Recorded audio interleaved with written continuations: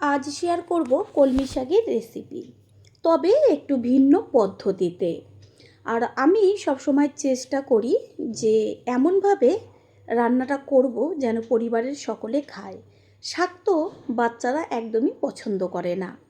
সেই কথা মাথায় রেখেই আজকের রেসিপিটি তৈরি করব, যেটা আমি গ্যারান্টি দিয়ে বলতে পারি বাচ্চারা অবশ্যই খাবে। আর বড়রাও যারা একদমই কলমি শাক পছন্দ করে না তারাও কিন্তু চেটেপুটে খেয়ে নেবে। নমস্কার বন্ধুরা, শ্বশুর বৌমা রান্নাঘর অ্যান্ড ব্লগ চ্যানেলে সকলকে স্বাগত। তাহলে রেসিপিটি কি করে তৈরি করব সেটাই দেখে নেওয়া যাক। সবার প্রথমে এইখানে এক আটি কলমি শাক নিয়েছি, আর শাকগুলোর গোড়ার দিকটা অর্ধেকটা কেটে নেব।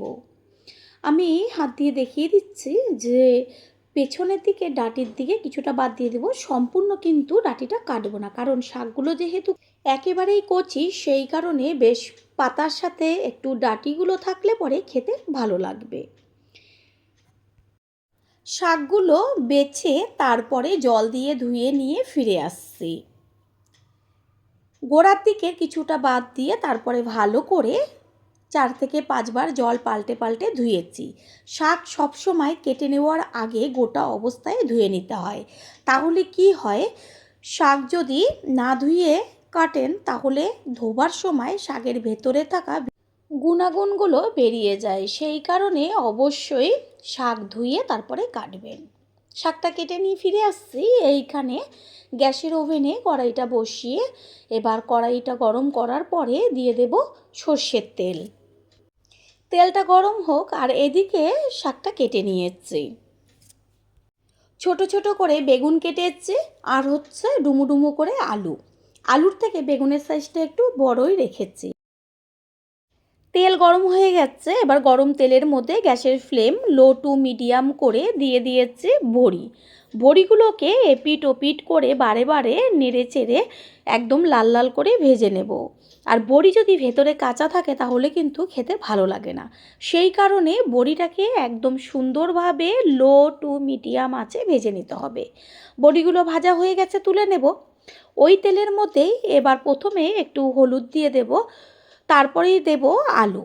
তেলের মধ্যে লবণ বা হলুদ যদি প্রথমে দেওয়া হয় তাহলে এই যে আলুটা দেওয়া হলো চারদিকে ছিটবে না, আর যদি তেলের মধ্যে কিছু না দেওয়া হয় আলুটা আমি দিয়ে দিতাম চারদিকে ছিটে যেত।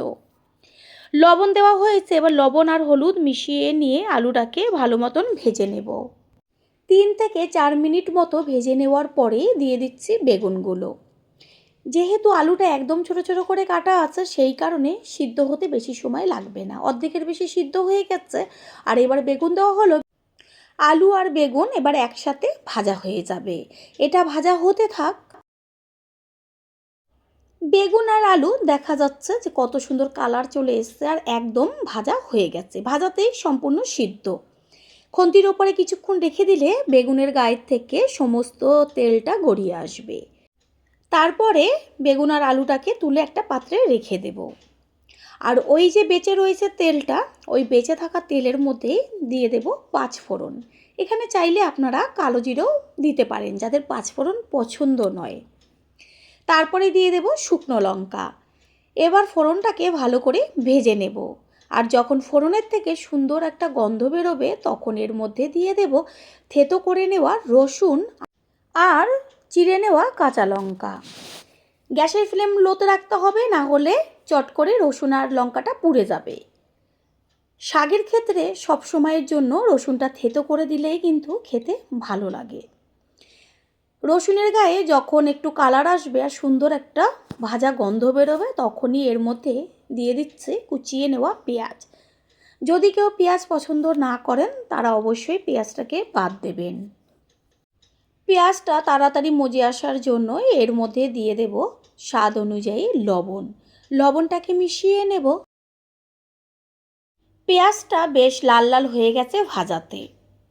এরপর এর মধ্যে দেব যে কেটে রেখেছিলাম শাক, সেই শাক।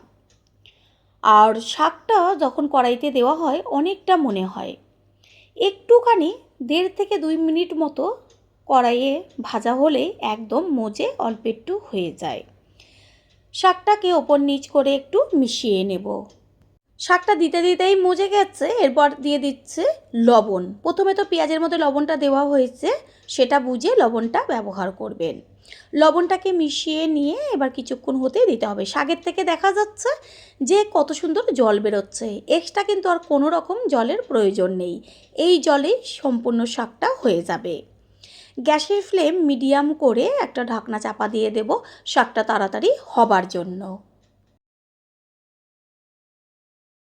শাকটা হতে থাক, গ্যাসের অন্য ওভেনে একটা তড়কা প্যান বসিয়েছি আর তার মধ্যে দিয়ে দিচ্ছি সর্ষের তেল। গ্যাসের ফ্লেম লোতে রাখবেন, না হলে চট করে পুড়ে যাবে। এর মধ্যে দিচ্ছি একটা গোটা শুকনো লঙ্কা। তেলের মধ্যে লঙ্কাটাকে একদম লাল লাল করে ভেজে নেব। লঙ্কা লাল লাল হয়ে গেছে, এবার দেব কাঁচা বাদাম। বাদামটা একটু বেশি ব্যবহার করেছি। আর চামচ দিয়ে তেলের মধ্যে এবার বাদামটাকে লাল লাল করে ভেজে নেব, যেন খেয়াল রাখবেন পুড়ে না যায় বাদামটা। বাদামের গায়ে কালার আসছে, এই পর্যায়ে এর মধ্যে দিয়ে দেব 2 চা চামচ পরিমাণ সাদা তিল। তেলের মধ্যে শুকনো লঙ্কা, বাদাম আর সাদা তিল ভাজা, এত সুন্দর একটা গন্ধ বেরোচ্ছে। তাহলে রেসিপিতে কিভাবে এটা ব্যবহার করব, সেই জন্য কিন্তু সম্পূর্ণ ভিডিওটা দেখতে হবে। গ্যাসের ফ্লেম লোতে রয়েছে আর সাদা তিলটা দেখা যাচ্ছে বেশ লাল লাল হয়ে গেছে। ঠিক এরকম লাল লাল করে ভাজতে হবে। এটা ভাজা হয়ে গেছে, গ্যাস অফ করে দেব। অন্যদিকে কড়াইয়ের ঢাকনাটা সরিয়ে দেব। ভাজাগুলো নাবিয়ে ঠান্ডা করে নেব। কড়াইয়ের ঢাকনাটা সরিয়ে দিয়ে তারপর গ্যাসের ফ্লেম একটু হাইতে রেখে খুন্তি দিয়ে ওপর নিচ করে মিশিয়ে নেব। শাকের থেকে সম্পূর্ণ জলও টেনে গেছে আর শাকটা একদম মজে গেছে। পুরনো বন্ধুদের সবসময় আমাদের পাশে এইভাবে ভালোবেসে থাকার জন্য অনেক অনেক ভালোবাসা। শাক যেহেতু হয়ে গেছে, এই সময় এর মধ্যে দিয়ে দেব ভেজে নেওয়া বেগুন আর আলু। আলু বেগুনটা মিশিয়ে নেব আর সাথে সাথেই দিয়ে দেব বড়িগুলো যে ভেজে রেখেছিলাম সেটাকে একদম গুঁড়ো করে নিয়েছি। আর সব কিছু এবার একসাথে মিশিয়ে গ্যাসের ফ্লেম লোতে দিয়ে হতে দিতে হবে। শাকটা হতে থাক, অন্যদিকে যে ভাজাগুলো আমি ভেজে একটা প্লেটে ঠান্ডা করে নিয়েছিলাম সেটা থেতনির মধ্যে করে দিয়ে থেতো করে নেব একসাথে। থেতোটা এমনভাবে করবেন যেন একদম মিহি না হয়ে যায়, বেশ একটু দানা দানা থাকবে, ওরকমভাবেই থেতো করতে হবে। কলমি শাক তো অনেক রকমভাবে খেয়েছেন, একবারের জন্য হলেও এই পদ্ধতিতে করে খেয়ে তারপরে এসে কমেন্ট করে জানিয়ে যাবেন যে রেসিপিটা কেমন হয়েছিল। শাক একদম রেডি হয়ে গেছে, নিচের দিকটা দেখা যাচ্ছে বেশ একটু লেগে লেগে আসছে আর কত সুন্দর মাখা মাখা হয়েছে।